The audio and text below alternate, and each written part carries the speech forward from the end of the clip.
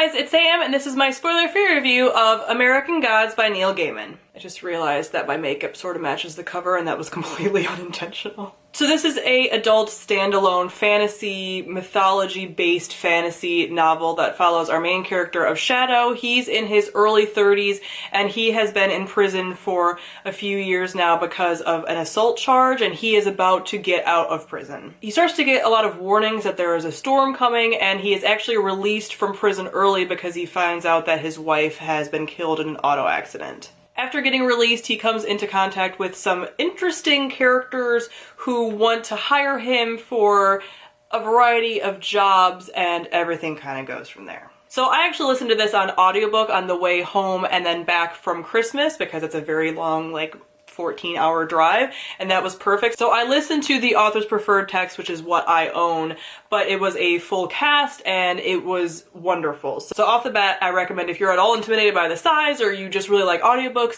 definitely go and check out the audiobook.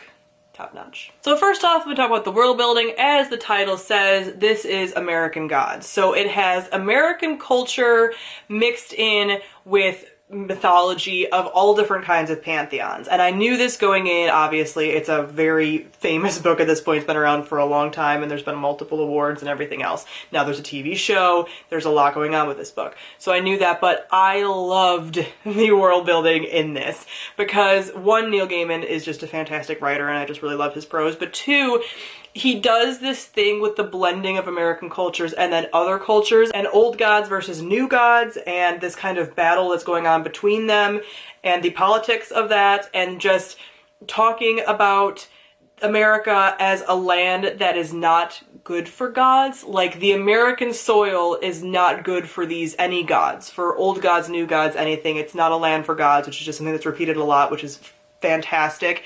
And on top of that, this is a road trip type book. So Shadow ends up going around with these characters all over different places, but a lot of it, to my surprise, took place in the Midwest. So a lot of it takes place in Wisconsin, Illinois, and Indiana. They go some other places too, but that's like some of the main focus of a lot of the story. And we were driving home to Illinois. So that helped me as well because a lot of the places that he was talking about I've been to. And he does all of this stuff as well with landmarks being places of power. So if you're used to fantasy and you're used to mythology and you're used to all this stuff, you get all these things applied to America, which doesn't usually happen. So roadside attractions are places of power.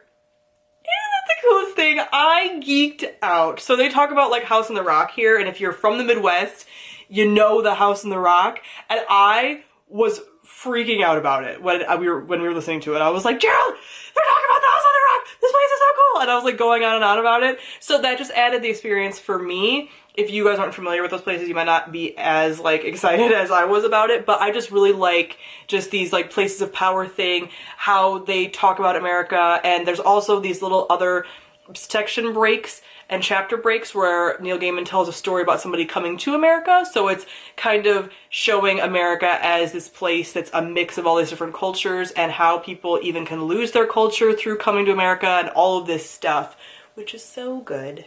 Next, I'm going to talk about our characters. So our main character, Shadow, I love. He's a really fantastic character. I liked the voice actor for him. I liked a lot of things about him. He is pretty stable and has a good head on his shoulders, but is also at times a little, like, sometimes he would grate a bit because all these fantastical things would be happening to him and he'd be seeing them and he's like, that's not real. And it's like, it's real! And he'd be doing that for a while, like, throughout the story, towards even the end. And I'm like, don't you know that this stuff is real by now? Like, he wasn't doing it as much as, like, other characters in other books have done it, but sometimes I think he was just so much in shock that he'd be like, this can't be happening. And we're like, Shadow baby, it's happening, alright? This stuff is happening. You've seen a lot of weird shit by now. It's happening. So I really enjoyed him. I also enjoyed some of the different god-type characters and the people that you get to see. There's a lot of Russian gods that pop up. There's gods from all the different pantheons. So there's Russian, off the top of my head, Russian, Hindu, Norse, some Native American, a ton of them, a ton of different ones. And then as far as like the new gods, you have like new gods of like media, technology, like stuff like that, which is so fun.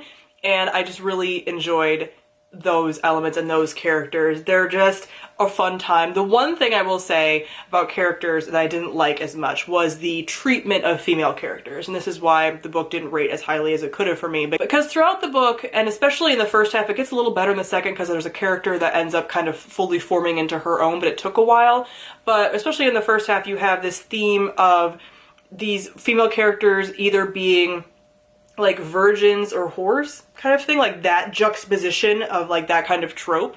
And it's just like, okay, so either you have women using sexuality for some reason that's seen kind of as like conniving, or you have them as being just like old matronly, not like that. So that was kind of odd. I mean, there is something kind of cool about women killing people with sexuality. There's like this like female empowerment element to it, but at the same time, it's repeated so much that I almost feel like it becomes a problem within the text, and there's times that the female characters don't feel as fully realized as the male characters. A couple of them end up kind of coming into their own, but overall this is a very male-dominated story, and the female characters seem to get pushed aside a lot or are just there as the motivation for the male characters, overly sexualized or under-sexualized. Like there's a lot just kind of going on with that I haven't found in other Neil Gaiman books that I've read, so it was kind of jarring to see it here. And there is a lot of this like overly used sexual language. Like this is a very brutal in a lot of ways and blunt book, so it kind of went with a theme in general, but you do have a lot of these like sexual situations are just like, I can fast forward through this part because I don't like it. I don't need it because it's a lot. It's not at all romantically written. Not that it needs to be. I don't like sexual scenes in books regardless, but it's just like so brutal that I'm just like, I don't like this. So that was something that overall took away from the story for me. Lastly, I'm gonna talk about the plot. Now this is another thing that is a problem, but also good, but kind of hard to place. So before the audiobook, and even in here there's an author's note about how this book is a meandering book, that this preferred text actually adds in, I think like 12,000 extra words that the original edition didn't have, but this is its preferred, and it's written to be a meandering story, and it very much is. So there are times that you're kind of like, what is the point of this? Like, it's very windy, twisty, and the good thing is that towards the end, most of that gets wrapped up, but it gets wrapped up fairly quickly, so I feel like there's a little bit of a pacing thing. But at the same time, if you enjoy Gaiman's writing, you're probably going to enjoy the whole process just because it's a fun time to kind of go along with him and just like see the worlds that he's building and the characters that he's crafting. But I feel like there is some stuff that's just kind of like left out, and then there's some stuff you're like, what was the importance of that? Why did this take so long? What is Shadow even doing? Like, why is he just wasting time right now? So it's just a very long book for that to have that kind of pacing issue. So if you're not into more meandering reads, really rich, lush world building, and slower stories, you're probably not going to enjoy this, because while there is some actiony stuff in here, it's far more meandering than anything else. So what I will say is you will probably enjoy this if you like the examination of American culture against like the pantheon of gods. If you enjoy lots of gods, as you guys know that I do, I just like all of that, you know. The Wicked the Divine is one of my favorite graphic novel series, so I knew I'd probably like this. Like, if you like those kinds of things and mythology and whatever, and then just the examination of American culture and how America deals with like old religion especially, I think you'll really enjoy this, and just like America culturally and all of that, I think that's really fun.